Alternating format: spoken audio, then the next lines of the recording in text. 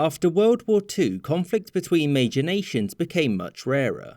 Yet in 1962, a large-scale land war broke out between the People's Republic of China and the Republic of India over these lands. And after the war, this bit was taken from India and became a part of China. But given how things were at the time with the Cold War and how unsure the outcome was, why did China invade India? So, as of the 1960s, the Indian-Chinese border looked like this and was the result of careful consideration between the two peoples, and of course it wasn't. The border had been drafted by Britain in the early 20th century in an agreement with Tibet and China. And by agreement, I mean diktat, in which Britain declared the border between India and China to be this and that Tibet was now a Chinese puppet state. The Chinese refused to accept this, mostly because they hadn't been invited to the conference, but the British didn't care and considered it to be a done deal.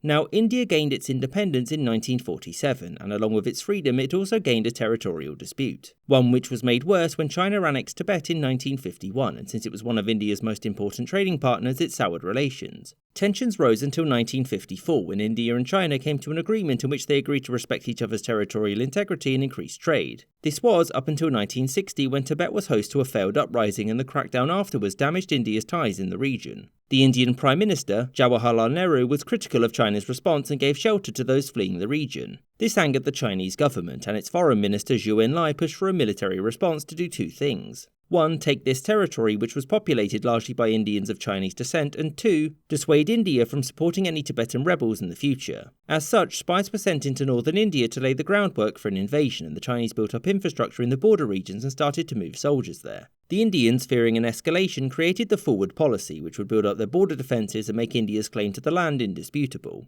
They also approached the Western powers for advanced weapons to defend themselves, a request that the West denied because India was seen as being too soft on communism. As such, the New Delhi government turned to the Soviet Union, who, having fallen out with China, was happy to make an ally and damage a former friend. In October 1962, after small-scale clashes between Indian and Chinese forces, 40,000 Chinese soldiers crossed into India here, which itself only had several thousand soldiers in the region. The Chinese leadership wanted a quick war because their military was both unsure as to how well India was prepared and also believed that they couldn't win a war of attrition. And launching an attack in October was useful too, since soon after the fighting began, the United States and the Soviet Union were too busy with a certain Cuban Missile Crisis to do anything about it. At first, China performed well and pushed into the area with ease, and Zhou Enlai pushed for peace negotiations, which Nehru rejected. And a month after Chinese forces had crossed into India, they had reached the edge of China's claim to territory, and so they declared a ceasefire, meaning that the war was effectively over. Because China didn't want to push its luck, and India wasn't in a position to respond. So, in the end, this war had many long-term effects. The loss pushed India to modernise its military and begin the development of nuclear weapons, and the snub by the West pushed it closer to the USSR. And Pakistan gained too when itself and China settled their own disputes over their common border, which in turn pulled Pakistan away from the West, since due to the increased trade they'd gotten more from Beijing than they ever had from Washington or London, which completely changed the balance of power in the region.